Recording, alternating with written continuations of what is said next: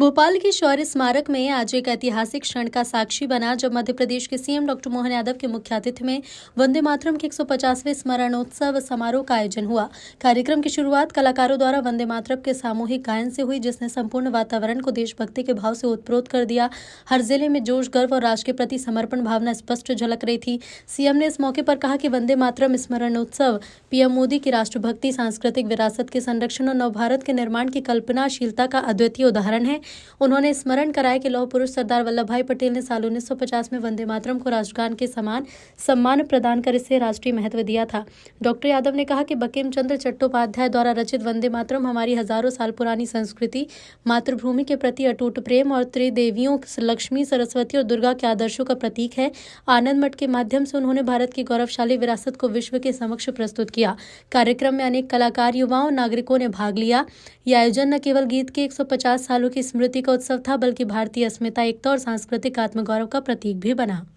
वंदे मातरम के 150वें वर्ष के स्मरणोत्सव में अभी हमने यशस्वी प्रधानमंत्री के उस मनोभाव को भी देखा, उनकी उपस्थिति को भी देखा। ये उनकी कल्पनाशीलता भी है, जिसके आधार पर अतीत का 150 साल पुराना वो अप्रतिम गीत, जिसने न केवल आज़ादी की अलख जगाई, बल्कि लगभग 150 साल तो हमारे लिए वो जो एक तरह से मंत्र के नाते से उस 19वीं शताब्दी से शुरू हुई यात्रा, गुरुवर रविंद्रनाथ टैगोर ने 1896 में उसको स्वर दे करके पुनर्स्थापित करते हुए पूरे क्रांतिकारियों सहित सबके मन में जिस संकल्प की पूर्ति की, उसको बदलते दौर में हमने सबने भगत सिंह को फांसी के फंदे पे चढ़ते देखा, चंद्रशेखर आज़ाद को अपनी शहादत देते देखा। अलग अलग प्रकार के हर एक हमारे आज़ादी के संघर्ष में वंदे मातरम का मूल मंत्र जैसे जीवन प्राण बन करके हमको लालायित करता रहा है। हमने अभी यहाँ इस कार्यक्रम के प्रारंभ में भी मैं माननीय मंच हमारे सारे मित्रों को धन्यवाद देता हूँ। माननीय मंत्री विश्वास जी, माननीय मंत्री कृष्णा गौड़ जी, माननीय सांसद आलोक जी, माननीय विधायक रामेश्वर जी, माननीय विधायक भगवान दास जी, महापौर जी, इस अवसर पर सभापति किशन सूर्यवंशी जी, सभी अधिकारीगण और आप सब। ये बात सही है कि आज़ादी के किसी भी संघर्ष में दुनिया का इतिहास रहा है, अमेरिका हो, इंग्लैंड हो, हर एक देश के अंदर जब आज़ादी की अलख जगती है, उसका अंदर का संघर्ष अपनी मातृभूमि की तरफ, ललक की तरफ बढ़ाता है। ऐसे में यह शब्दों की रचनाओं से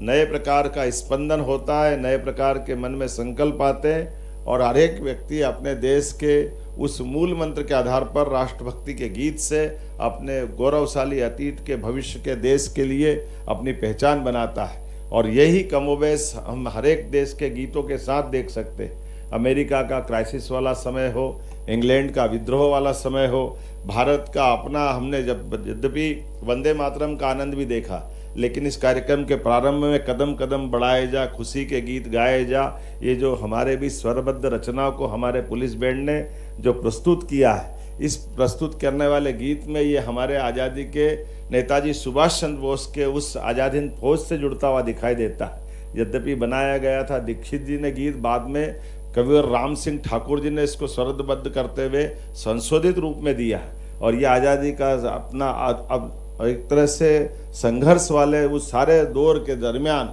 ये भी एक अपना अलग दौर में पहुंचा। और इतना ही नहीं, जैसे हमने अगर बंकिम चंद्र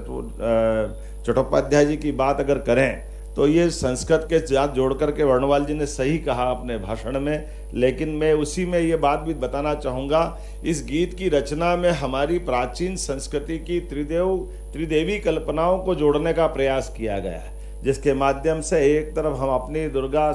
दशप्रहरण धारणी दुर्गा की ताकत से हमारे अपने अतीत के गौरवशाली पृष्ठ में हमारी अपनी सांस्कृतिक विरासत पे भी हम गर्व करते हैं। और कमला कमल दल विहारिणी, इसका मतलब महालक्ष्मी का भी स्मरण करते हुए इस गीत के माध्यम से जोड़ने का, और हमारी सांस्कृतिक विरासत में महालक्ष्मी का जो प्रताप है, ये उसके प्रति भी नमन है। और वीणा जो हमने अपनी माँ सरस्वती के प्रति जो इसमें कल्पना की है, कामना की है, यद्यपि चटर्जी ने इसको स्वरबद्ध करते हुए और इसकी लिपिबद्ध करते हुए आनंद मठ नामक उपन्यास के माध्यम से दुनिया के बीच इस गीत को रखने का प्रयास किया और वहाँ से उठा करके अंदर की जो अंतरतम भावना, ये हजारों हजार साल वाली हमारी गौरवशाली उस प्रतिष्ठित भावना का पुनर्जागरण का एक काल था, जिसके कारण से हम आज भी उस भावना के आधार पर लोग बड़े गजब है। इस मामले में भी देखना चाहिए कि हमारी ये त्रिदेवियों की कल्पना हजारों हजार साल वाली, जो समझदार है वो नादानी से चुप रह करके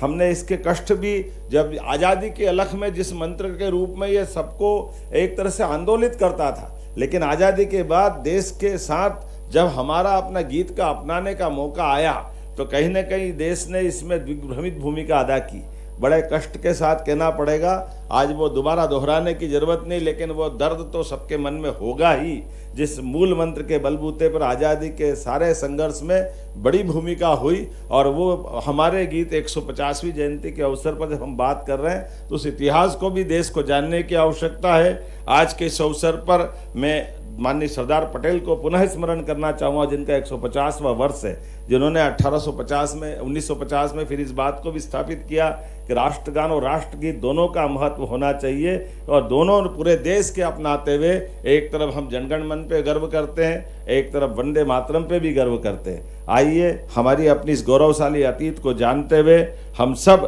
भगवान श्री राम की जननी जन्मभूमिश्च स्वर्गादपि गरीयसी उस भाव के आधार पर वंदे मातरम का भी स्मरण रखें, और हमारे अतीत के इस बहुत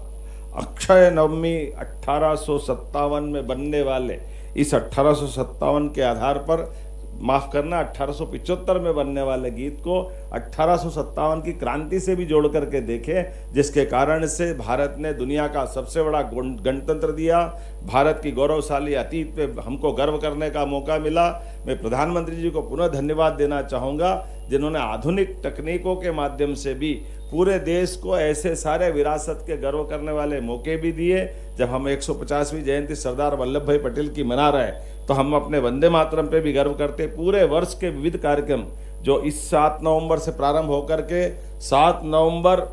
1926 तक चलेगा, 25 से प्रारंभ हुई यात्रा, जिसको अभी हम अपने 10 दिन के विविध कार्यक्रम में देखेंगे, फिर 26 जनवरी के आसपास, फिर 15 अगस्त के आसपास, और वापस 7 नवंबर 1926 के आसपास 2026 के आसपास इस पे फिर वापस बचे हुए पूरे कार्यक्रम करते हुए पूरे साल की यात्रा संपन्न होगी। मेरी अपनी ओर से आज इस अवसर पर बैठे हुए सभी सज्जनों को, सभी बहनों को, पत्रकार साथियों को, आगंतुक अतिथियों को बधाई, बहुत बहुत धन्यवाद।